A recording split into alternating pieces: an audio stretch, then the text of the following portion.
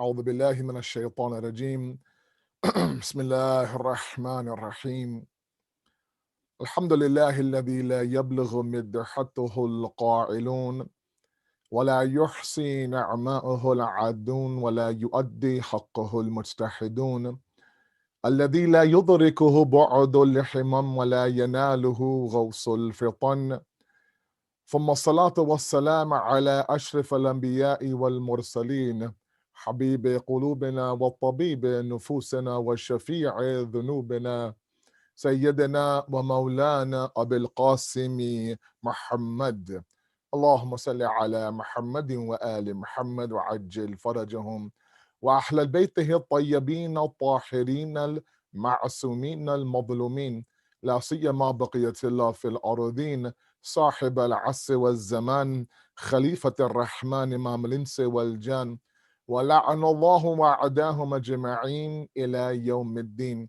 أما بعد فقد قال الله وقوله الحق بسم الله الرحمن الرحيم كتب عليكم الصيام كما كتب على الذين من قبلكم لعلكم تتقون صدق الله العلي العظيم اللهم صل على محمد وآل محمد وعجل فرجهم. First of all, we thank Allah subhanahu wa ta'ala. All praise is due to Him. We glorify only Him for the grand opportunity that lies ahead of us. I know that last night you were able to watch the 2-minute trailer video that I sent, but this is the first time I'm addressing all of you. And so, as Mutahar Bhai mentioned, I wanted today to be an introductory discussion, but we are thankful to Allah for the arrival of the month of Ramadan, and Mubarak to each and every one of you. And I wanted to spend tonight to lay down the groundwork for what the next 2 weeks will look like and why I chose this this topic. It's not a typical format for the month of Ramadan program. It's not a typical topic usually for the month of Ramadan. But inshallah, bear with me today as I go slowly. I have the luxury of having 15 nights with all of you, so I could spend one night and just slowly but surely building the base. Without you understanding where I'm coming from, you won't be able to, to understand what my purpose is. First of all, let's understand the magnitude of this month.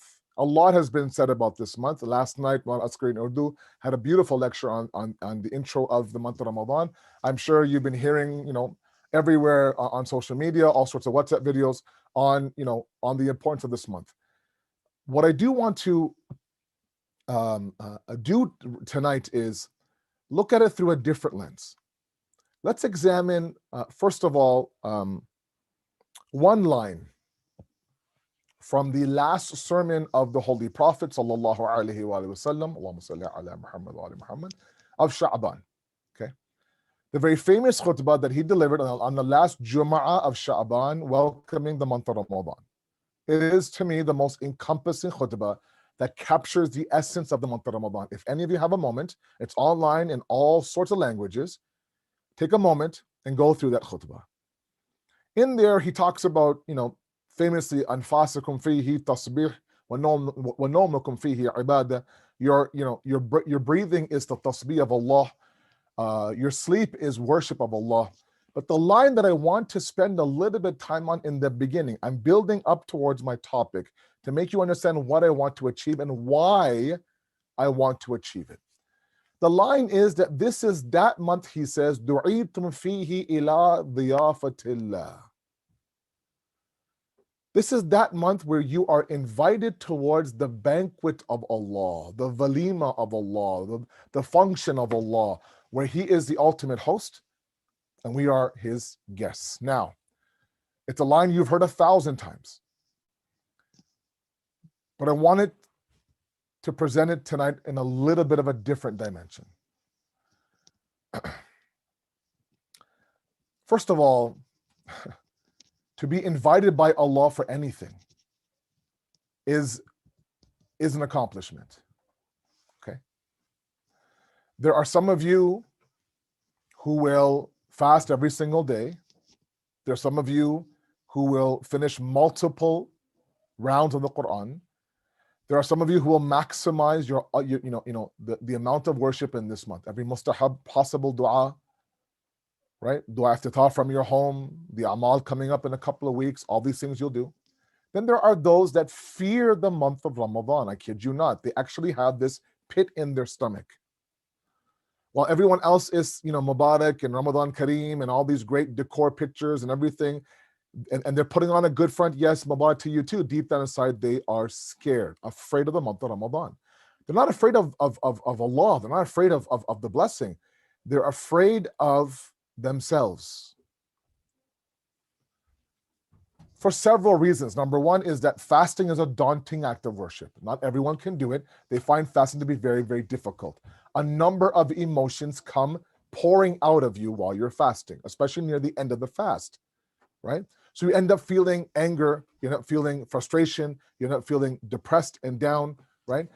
It controls you sometimes. You think to yourself, if I leave the house and go run this errand or that errand, how tired will I be, right?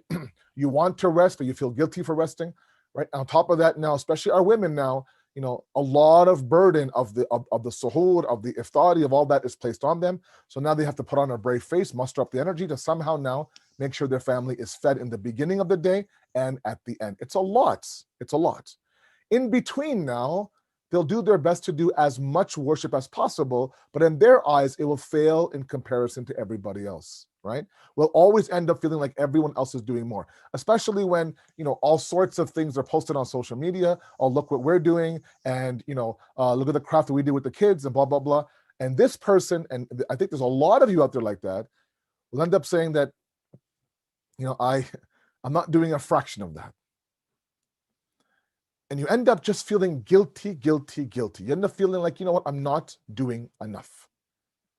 And that brings about a whole different array of emotions. On top of that, you're hungry, you're thirsty, right? You're snapping at the kids, you're not happy. But the point is, you were invited. You were invited. Look, I remember planning my younger brother's wedding. Okay, my younger, and all of you, I'm sure, have been through this. And some of you will go through it sooner than later. You have to make up this list of who you want to invite to your wedding. Oh my God, the qayamat in my house. Have to invite in your wedding. There are some people, who my brother wanted for sure. Some people my mom wanted for sure, right? Those are people who made the list for sure. Then there are some people that, okay, there's a list that's B, right? If a few people from A, cancel or don't RSVP, then the B ones get promoted to the invite, right? But the A list is the A list. Those guys, शादी नहीं होगी जब तक ये लोग आएंगे. They won't be a shadi until these people come. They have to be there. Khandan wale, ghar wale, this, the whole family, friends, everybody, blah, blah, blah. Nay, this and that. Okay. We have our names on the A list of God. I want you to digest that for a moment. Okay? He thought about you specifically, not your family, not your kids, not your husband or wife, you specifically. He thought about you and thought to himself, you know what? I want this person at my banquet. I want this person on my guest list. You may see yourself as inadequate. You may see yourself as not worthy, but forget all that. It's not important sometimes how we see ourselves. It's important how we are seen by God. Now, I don't know about all of you, but when I'm invited to a wedding or some big event by the host, the first thing I do when I arrive is I make my way to the host. I make my way to the host just to announce that I'm here. You invited me, and now I'm here. I don't do it to say, oh, look, I'm here. No, I do it so he knows, Jacket salam, mubarak, this and that. You make sure, okay, you know what? Oh my God, I'm so happy you made it. Badi khushi ho rahi hai, mashallah, this and that. Perfect. Right? We make it a point to let our host know that we have arrived. The first day of the month of Ramadan now, we're just a matter of maybe, depending on what it is in New Jersey, at least where I am right now, I'm about an hour and a half or so away from my iftar. I want you to take a moment and stand there and tell God in the heart of your hearts that, God, I'm here. I am here.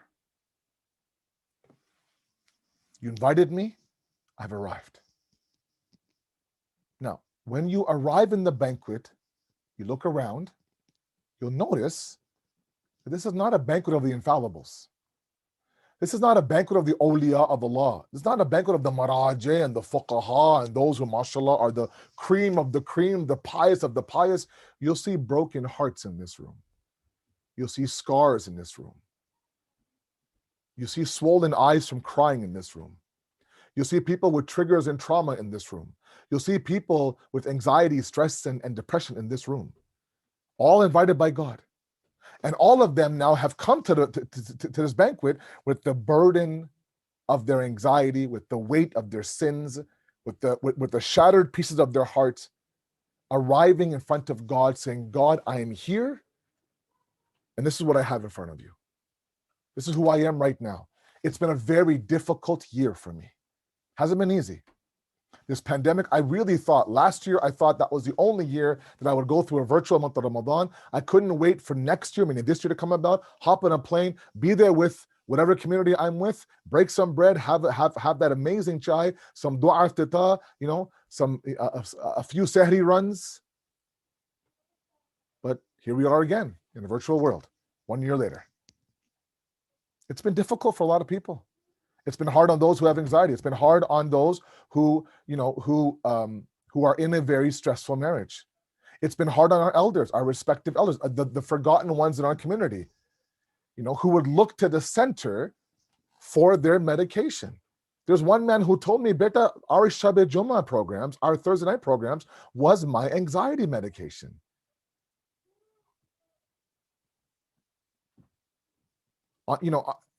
In the middle of the winters here in Toronto, brutal winters, when the news will sit there and say, you please stay at home, the weather is horrible, the snow is a lot, the roads are icy, it's cold now, if you don't have to go, don't come. On Thursday nights, I remember driving myself to the center. I have a class to teach on Thursday nights. I imagined a fraction of the amount of people there tonight because the weather is so bad. You enter the hall, you see it's about half, 3/4 full. The majority of them would be our elders. Amazing. Driving by themselves, bearing the cold, taking the risk of skidding out, taking the risk of walking through in that parking lot, one fall, and God forbid something happens, but there they are. And when you ask them, Uncle, mausam bahut kharab ho raha hai bahar. He's like, Beta, I have to be here. I'm not going to miss a Thursday night for a couple of inches of snow. Those kind of people now, for an entire month, if not a month and a half almost now, lockdown. It's been hard. It's been difficult. Those people who belong to abusive marriages, verbally or physically. Imagine now being home for 18 months, 16, 13 months with your abuser. Those people who need social interaction to fight their anxiety. Imagine what they're going through being in a lockdown. Hasn't been easy. A lot of pain out there, a lot of broken hearts, a lot of scars, a lot of triggers, a lot of trauma. But God, here we are. Here we are. And the belief is, and this comes from Quran now, the belief is that He'll take our pain and He'll fix it. He'll find a solution for it. Because He's done that before. The example I often give, it's one of my favorite examples, and I absolutely love this story, is the mother of Nabi Musa. Now, last year with the Beit al-Qaim community, I had the Nabi Musa series, and in there I talked about this. I talked about the fact that there comes a moment in the Quran, فَأَلْقِهِ فِي الْيَمِّ. She was asked to toss her baby in the river. Her newborn baby son, who, newborns back then, of course, were being targeted by Fir'aun's people. She was asked to kind of toss it inside the river. This, fast-flowing river in a basket, in some sanduk. No idea. Will it flip? Will it drown? No idea. There comes a moment now where he's out of view for her. And the mother's heart takes over.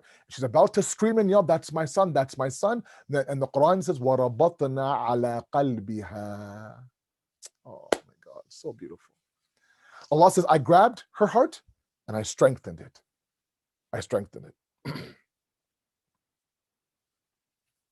I remember, it's an example I've given before. I remember, we used to play catch in my living room growing up, me and my brothers. Football, or just toss the tennis ball around, or this and that. And one time it would hit the lamp, and there would be a crack on the side. Now that crack can grow very easily, right? It can crack to the point where it could shatter into pieces. So to avoid that, we would tape it, we glue it, we put a rubber band, anything to keep it from breaking. That is known as rabata. anything to keep it from breaking, from shattering into pieces. Allah says, I grabbed her heart, I secured it. That's the mother of Musa. If he does that for the mother of Musa, he'll do that for you as well. So long as we say, God, first of Ramadan now, I am here. You invited me, I came to your banquet. I'm here now, but I've brought in this weight with me. I've brought in a shattered piece of my heart with me, and I need you to come and fix it. And he will. He will fix it, provided what? Look, let's come to the Quran. وَمَن يَتَّقِ اللَّهَ يَجْعَلْ لَهُ مَخْرَجًا. Surah Talaq. The ones who have piety, the ones who have taqwa, Allah will create a makhraja for them, an outlet for them, a solution for them. We have to begin to look at God's worship as an outlet. Many of you are looking for outlets to numb your pain, to numb your issues, to numb your depression. We'll look towards binge watching and binge eating. We'll look towards our phones. We'll look towards, whatever the case may be, anything to kind of numb it. I don't want to face it. All of that is gone in the month of Ramadan. We can't binge eat at 3 o'clock in the afternoon. We don't want to binge watch anything. We want to make sure that our eyes and our ears are fasting as well. So what do? We're asked to face these triggers and these traumas and these emotions head on in a very uncomfortable way. But God says, the outlet that I've always placed in front of you has always been there under your nose. You just haven't realized it. And that's been worship. Worship is our outlet. Worship is our escape. On the Thursday, just last Thursday, before the start of the month of Ramadan, I have my Thursday night classes that I know some of you now log into. If you remember, we talked about the adab of timing of salat in Imam Khomeini's Adab of Salat. And in there, the Imam brings about a beautiful poetic way to say that salat for the wayfarer is what? Is an escape, an outlet. I'll come back to that in a moment.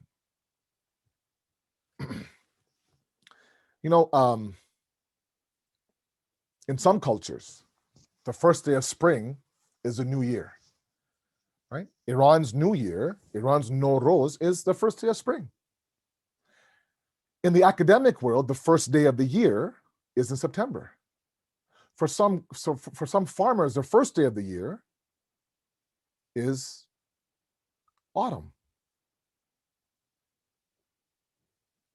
And for us in the West, sometimes the first day of the year is January 1st. The ulama teach us that for the wayfarer, the musafir, the traveler, the salik, the one who is traveling on the journey towards Allah, Sha'ban is the last month of the year, and the month of Ramadan is the first month of their calendar. That's their new year. That's their fresh beginning. Think about what you do. I remember in my days in Qom, when Nowruz would hit, you would tell that Nowruz is only a few days away in Iran, because they started what? Planting flowers, repainting murals, touching up, signs here and there, just giving the entire city an entire facelift, right?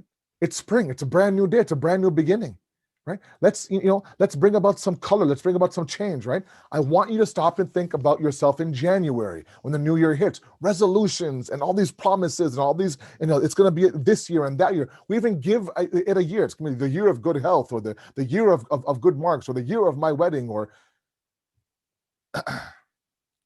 I want us to approach the first of the year of the wayfarer in the same way.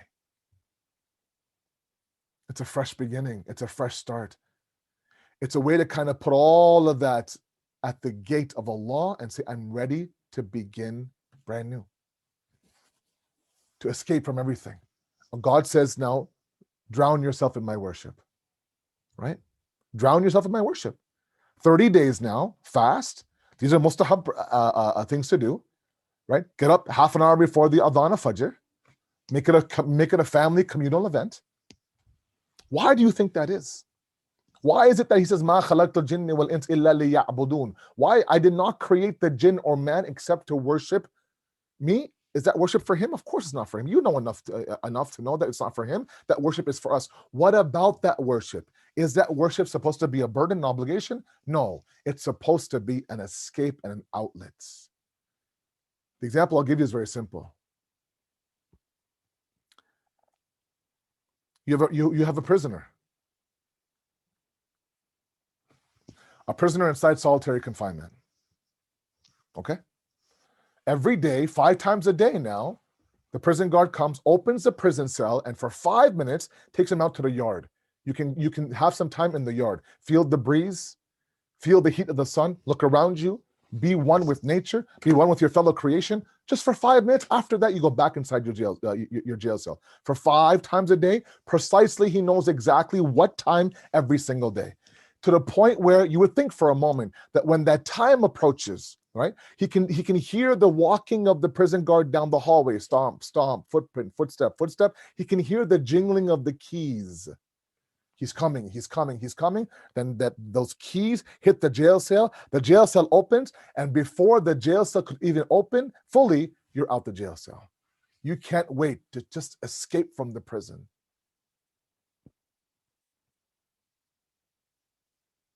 We need to start to treat worship of Allah like that. A lot of us are in our own prisons.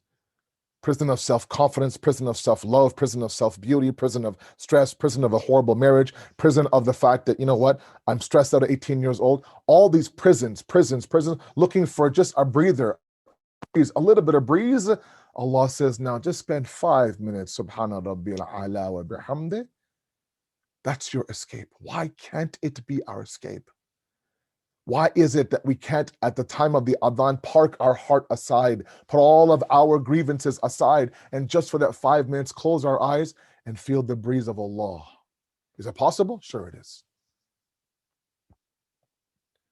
When the Holy Prophet now, his companions would narrate, when it came time for Salat, he wouldn't recognize us.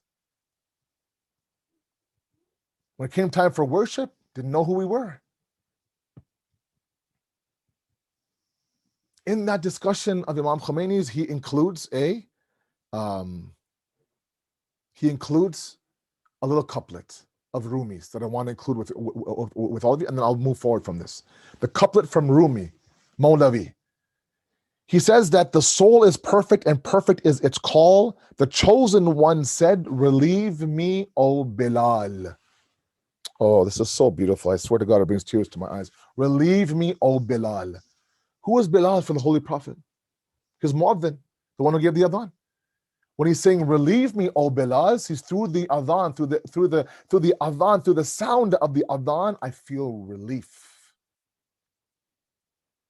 A lot of you need to feel relief right now. A lot of you are carrying heavy burdens. The loss of a loved one, the future of your kids, the future of your marriage, how to pay your next bill, your own faith towards Allah subhanahu wa ta'ala, the skeletons in my closet.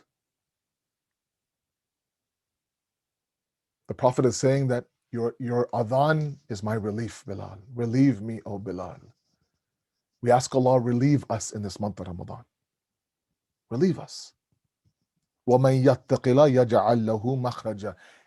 If you want piety, in order for you to now open that jail cell for me for 5 minutes a day, then that's fine. You have my piety.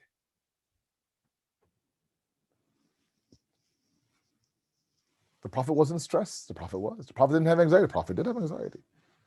His adhan, his salat was a relief for him. I want you to treat this worship in the month of Ramadan as an outlet for you.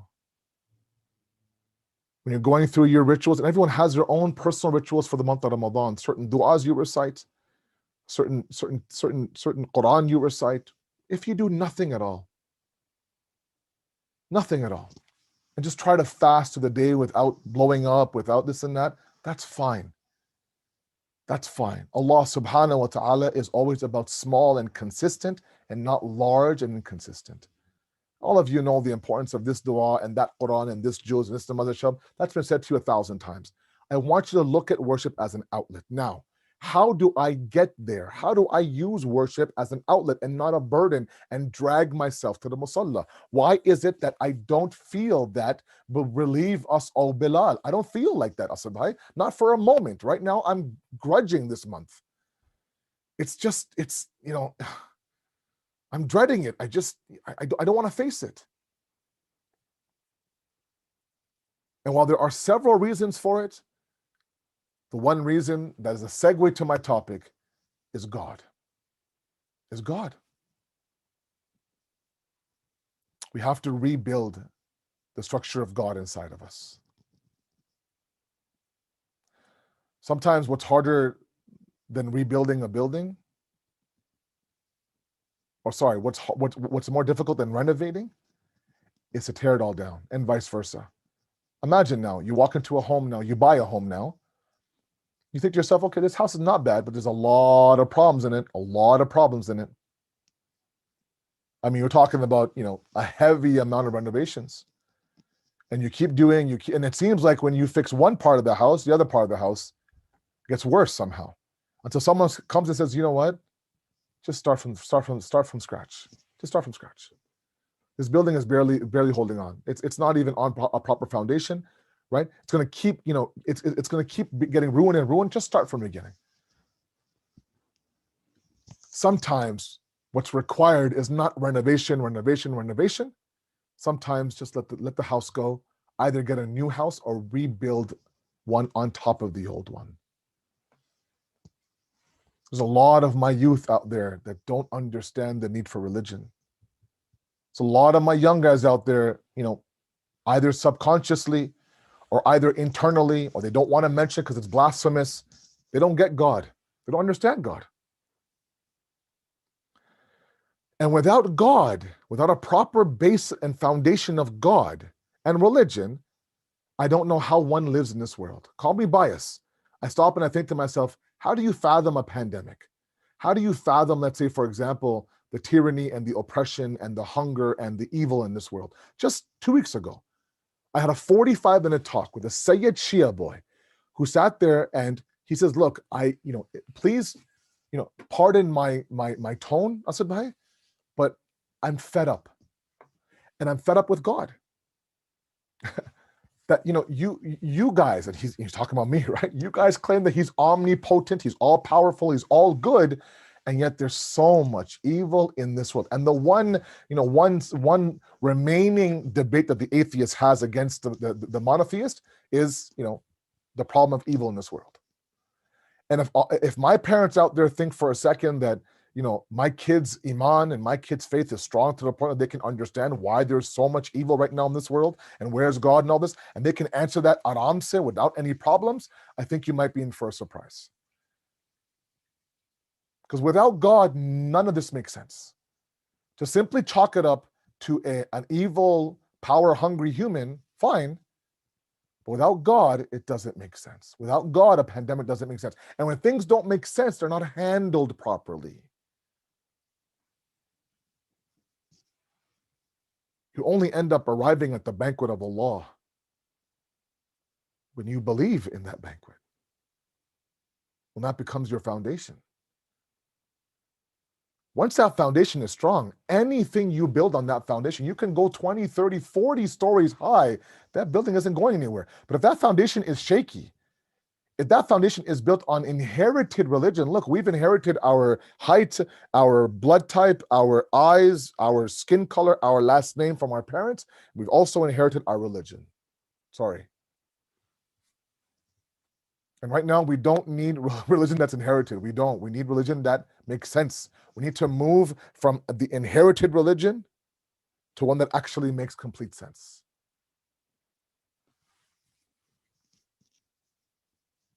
And that requires a process. Because, I tell you, with God, a correct, true sense of God, everything makes sense. Grief makes sense. Tears make sense. Happiness makes sense. A pandemic makes sense. War and tyranny, injustice, racism all make sense. I'm not saying we agree with it. I'm saying it makes sense. So for the next 2 weeks now that you're stuck with me, we're going to start from scratch. We're not renovating any more homes anymore. We're going to start building the home from the ground up and lay a proper foundation. Now, I've talked about this content in different platforms, in different communities, including there in New Jersey as well, in various camps in the previous years. But let me remind all of you, this is that foundation that needs to be constantly revisited. My mother lives in a home that's 30 years old. Just last month, she had to have somebody come in, dig up 5 feet into the foundation and fix the cracks in the foundation. And he did that. He sealed the cracks in the foundation. Because a little bit of snow now, and when the snow gets into the ground and starts to kind of leak inside the house, lo and behold, there's a crack in the foundation. Foundations are always meant to be revisited. Don't assume that, okay, I'm muhkam, I'm strong. No, sometimes a tragedy, sometimes a pandemic, sometimes, all this stuff has an effect on our foundation. We have to constantly revisit our foundation. A lot of you now have gone through this content before. But my focus will be the youth. And the format, like Mutahar said, we're going to do a Darcy PowerPoint format, right? And hopefully you take part in the WhatsApp group and you send your questions ahead of time throughout the day. What I would like to do is before the actual speech every morning, every day, every night, is answer the 2 or 3, maybe 2 or 3 questions and I need at least half an hour, 35 minutes to get through my content. I have 45 minutes to play with, 10 minutes for your questions, 35 minutes for my content. But this is it. Any of you out there, to my youth out there, you've always complained, and rightfully so, that the religion has never been presented properly to us, Asad Bhai. It's never been told to us, why am I believing this, right? And with all due respect to my elders who have done an amazing job, I think the expectation from them was too high.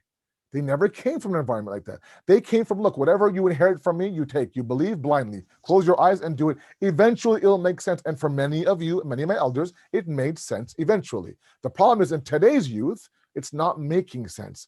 And they're not willing to wait it out until someone comes along and holds their hand and takes them from point number 1. And that's what I'm doing. I'm going to assume that no one in this group is a Muslim and believes in God. We're going to start from the very, very beginning. What is religion? Why do I need religion? Move from there to the unlimited worldview, and then go towards proof of God. My intention and my dua, and I pray to God that this happens, that these next 15 nights prepare you for the last 15 nights, the most crucial nights of the month. That I want this year's amal of the night of Qadr to be different, not to be a checklist, but to be a revolution. We have to now begin to move away from a transactional God to a transformational God. Right now, we believe God to be a transactional God. I'm sorry.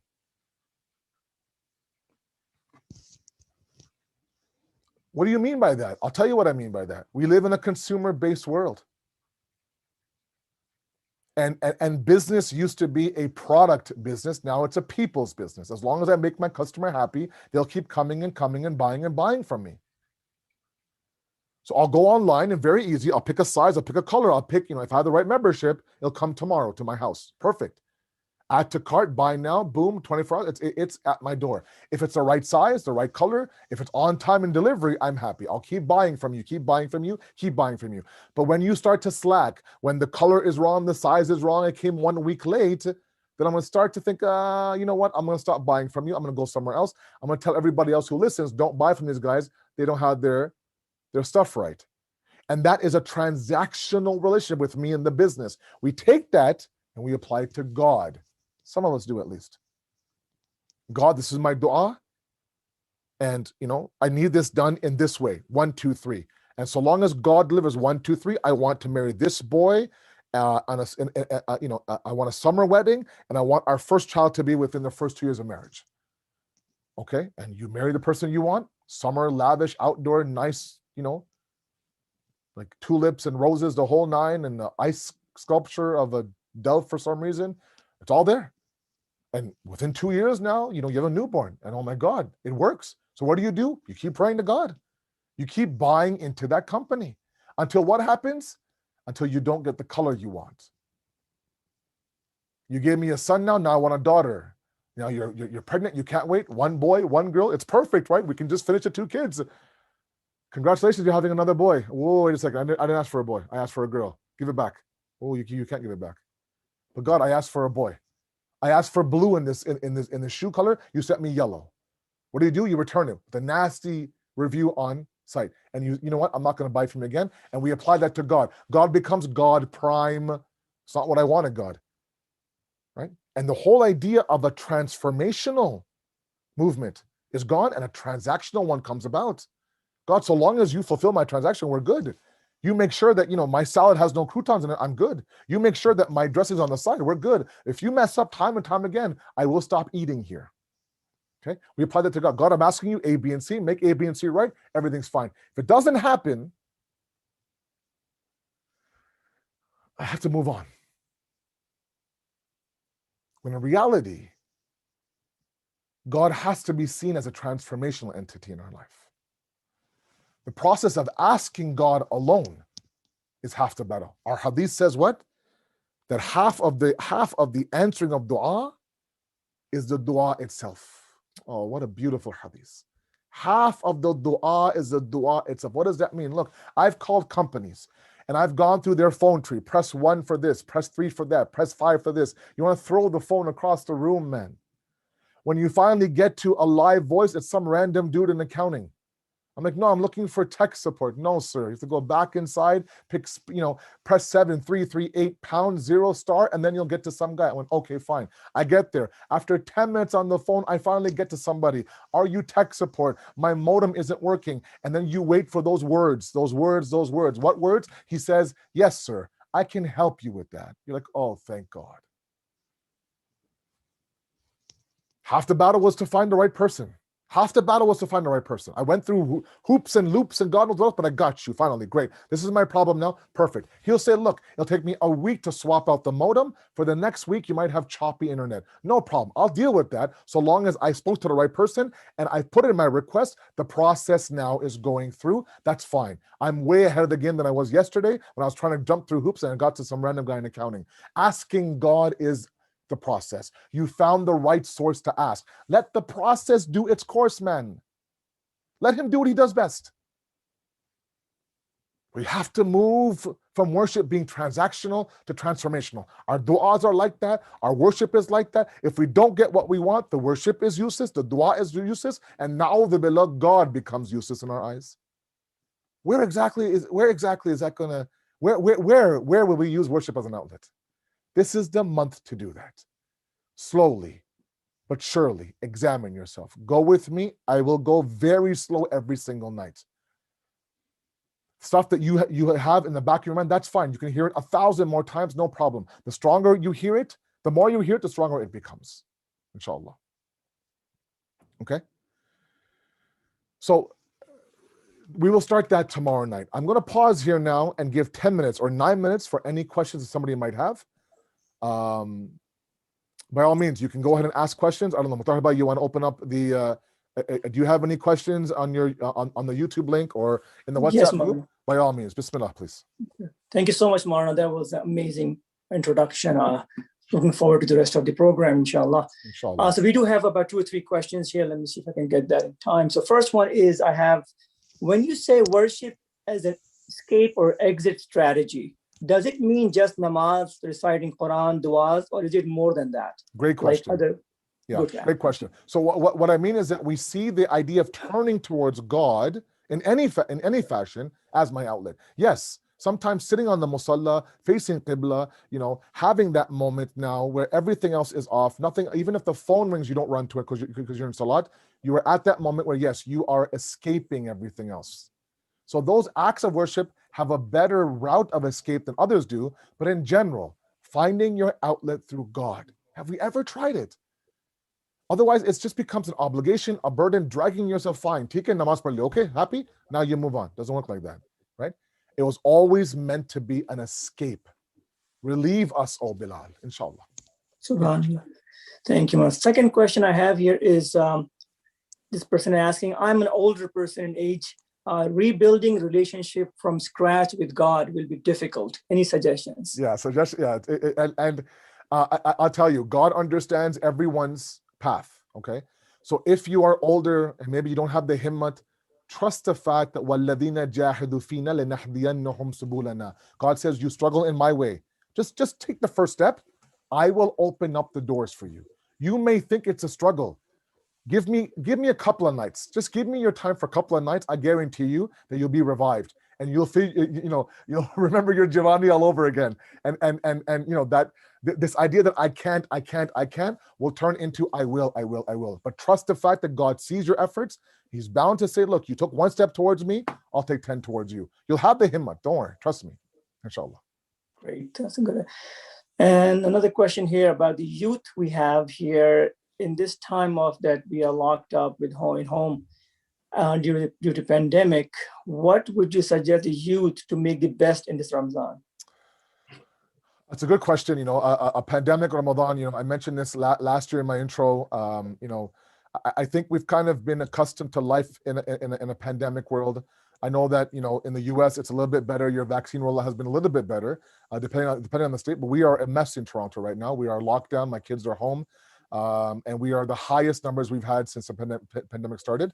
I think a lot of you have figured out what works, but I think that, you know, one thing that I want you all to do and work on, and you know, I mentioned in my social media page, is that, you know, this is a good opportunity, especially my young guys, to work on the trauma, to work on the triggers. There are emotions that you guys feel that sometimes you have no clue where it comes from.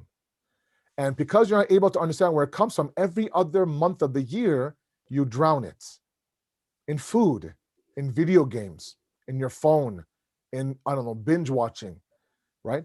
Those things are all gone one by one. And now you're kind of forced to kind of sit there and think, why am I angry right now? And examine the emotion. So, you know, beyond the fact of the Quran and du'as, like I said, you've heard all that, and you know what you can and can't do. You'll do what you can and can't do. I don't need to tell you that. But what I do want to tell you that is take the tiniest step towards being better. The tiniest step. I'll give you one example quickly. I know I have 5 minutes left. The tiniest step. There was a sister who had mentioned to me that you guys talk about Quran in the month of Ramadan. I can't bring myself to read the Quran. It's very hard for me. I don't know what it is. I'm intimidated. I feel guilty for not being a better reciter. So I avoid it. What can I do? If I tell her read 1 juz a day, read 50 verses, it's not going to work. So she told me herself, my tiniest step was, I took it from my shelf and I put it beside me on my dining table, where I sit for my sahri and my iftar. Just put it beside me. Don't open it, nothing. Put it beside me. I have sahri, it's beside me. I have iftar, it's beside me. Eventually, the 2nd, 3rd, 4th, 10th, 15th day, she'll look at it and say, you know what? Let's open it. She'll open it and begin to read. The tiniest step, the tiniest, smallest step was to bring the Quran and put it beside you. What is your smallest step this Ramadan? Your smallest step in Ramadan is what will, you know, become something of change, inshallah. Don't underestimate the ripple effect of that, please, inshallah. That's great. Thank you, Maulana. One last question, I think, and Sure. we'll finish with that. And that's a good question. She's asking, how do you deal with someone judging your relationship to God? They believe it should be the same as their own connection to Allah. Yeah, that's a tough one. You know, unfortunately, we have a lot of judgment on our communities, and you know, if only that person, you can't do much. First of all, you can't control how other people think about you. The only thing I will ask you to do is not give them real estate. Don't give them control over you. Everyone has their own journey towards God. The Prophet says to worship Allah to the best of your ability. The best of your ability. Not the best of my ability, the best of your ability.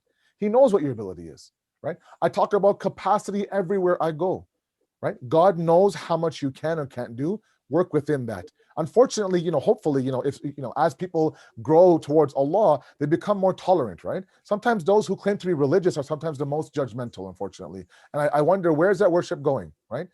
You know, it shouldn't result in you judging. Don't worry about everyone else's deen. You worry about your path and your faith and your iman. You worry about where you're going, you know, telling someone, oh, you should do, it's good. But at the same time, don't allow anyone to change that or deflate you for that matter, inshallah. Thank you so much, Maulana. I think that's an excellent start to the program. We are looking forward to the rest of the lectures. I know on the WhatsApp group, everyone is excited. One last announcement that you can post your question on WhatsApp group every night. And inshallah, Maulana, starting tomorrow, you'll be giving answers before this speech, I believe. Yeah. So if you have, you know, I mean, let's keep it, you know, this way for the first night, because you know you need content, right, to ask, right? So let's start off with the dars first, and then we'll keep it, you know, like this. At the end of the class, I'll have questions, And then the night after, meaning the third of the Ramadan, we'll flip it. So questions first, and then we'll end my speech by 7, inshallah. Perfect. Throughout the day, if a question comes up, just pop it in the WhatsApp group, inshallah. Oh, that'd be great. Thank you so much. And thank you, Maulana. Thank you for joining us tonight. Thank you very much. Tomorrow Inshallah. at 6:15, inshallah. Assalamu alaikum wa rahmatullahi wa barakatuh. Wa alaikum assalam wa rahmatullahi wa barakatuh.